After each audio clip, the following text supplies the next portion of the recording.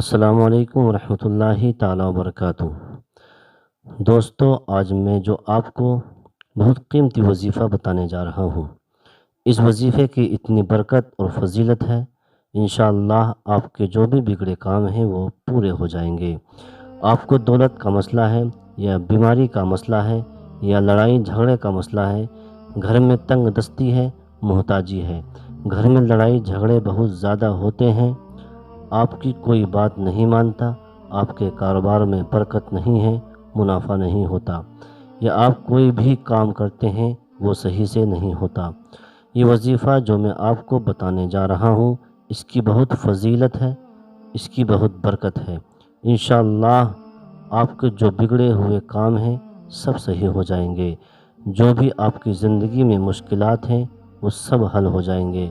آپ کو اس سورت کو کیسے پڑھنا ہے، کس ترتیب سے پڑھنا ہے، یہ طریقہ جان لیجئے۔ جب تک آپ کو اس کا طریقہ معلوم نہیں ہوگا، عمل اثر نہیں ہوگا۔ عمل کی کچھ خاص احتیاط ہوتی ہے، اس طریقے کو جان لینا بہت ضروری ہے۔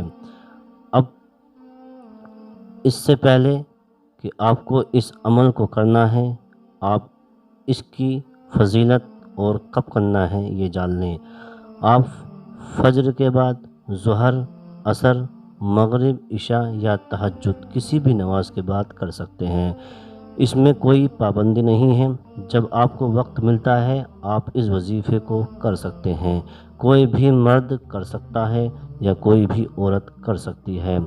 اکثر کچھ مردوں کو بھی مشکلات کا سامنا کرنا پڑتا ہے، کیونکہ مرد اپنی بیوی، بچے اور گھر کو پالنے کے لیے باہر محنت و مشقت کرنی پڑتی ہے۔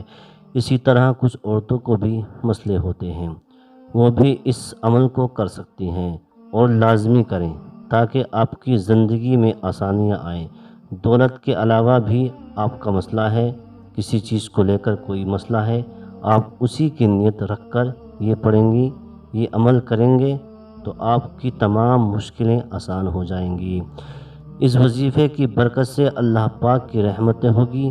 اگر پہلے آپ کوئی عمل کرتے ہیں یا کوئی وظیفہ پڑھتے ہیں، کوئی تسبیح پڑھتے ہیں، اس کے پڑھنے کے فوراً بعد اس عمل کو کر سکتے ہیں، اس میں کوئی بھی پابندی نہیں ہے۔ اور جب آپ اس عمل کو کریں گے تو خاموشی کے ساتھ کریں گے۔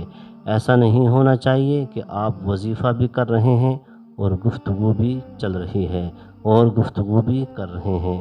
ایسا بھی نہیں ہونا چاہیے کہ آپ کو کوئی بلائے یا آپ کسی کو بلا رہے ہیں۔ خاموشی کے ساتھ آپ اس عمل کو کرنا ہے، اور کہیں بھی بیٹھ کر کر سکتے ہیں۔ یہ لازمی نہیں ہے کہ مرد مسجد میں جا کر کرے یا عورتیں مصلی پر بیٹھ کر گھر میں کریں، یہ آپ کی نیت کے اوپر ہے۔ اگر آپ جہاں چاہیں، جہاں جگہ ملتی ہے، آپ اس عمل کو کر سکتے ہیں، کیونکہ بات ہوتی ہے دل اور نیت کی، اور اگر واقعی آپ سچی نیت سے اس عمل کو کر رہے ہیں تو اللہ پاک اس کے عمل خصوصی رحمت نازل فرماتا ہے۔ وقت کو مد نظر رکھتے ہوئے ہم وظیفے کی طرف چلتے ہیں، اور اس وظیفے کی برکت، فضیلت اور کب، کہاں، کیسے پڑھنا ہے میں آپ کو بتانے جا رہا ہوں۔ اعوذ باللہ من الشیطان الرجیم۔ اس کے بعد آپ کو درود ابراہیم پڑھنا ہے، اول آخر 7 مرتبہ۔ اس کے بعد سورہ الم نشرح پڑھنی ہے۔ یہ دنیا کے تمام مشکلات کا حل ہے۔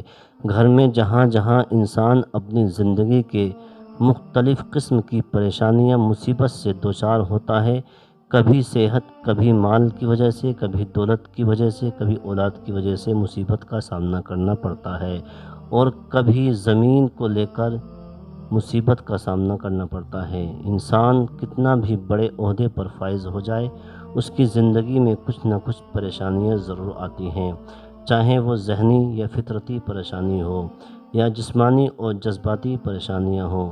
انشاءاللہ اس وظیفے کو جب آپ کریں گے، یہ سب پریشانیاں، دقتیں آپ کے اوپر سے دور ہو جائیں گی۔ اللہ نے اس صورت میں یہ فرمایا ہے کہ ہر پریشانی کے ساتھ ساتھ آسانی ہے۔ یہ نہیں فرمایا کہ ہر پریشانی کے بعد آسانی ہے، بلکہ یہ فرمایا ہے کہ ہر پریشانی کے ساتھ ساتھ آسانی ہے۔ اور جو شخص اللہ تعالیٰ اور اس کے رسول پر ایمان رکھتا ہے، اس کو یہ دقتیں، یہ پریشانیاں کے بعد آسانی دکھائی دینے لگتی ہے۔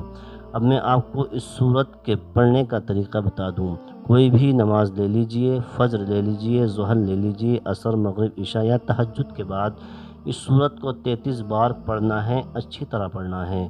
اور جب آپ اس کو پڑھیں گے اور آپ کی جو پریشانیاں ہیں وہ آپ کو مد نظر رکھنی ہوں گی۔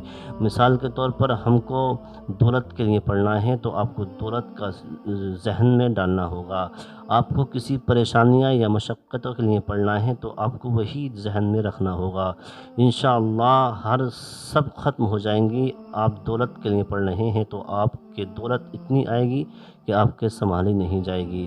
اس کے بعد آپ کو دل سے دعا کرنی ہے۔ بے شک دعا تقدیر کو بدل دیتا ہے۔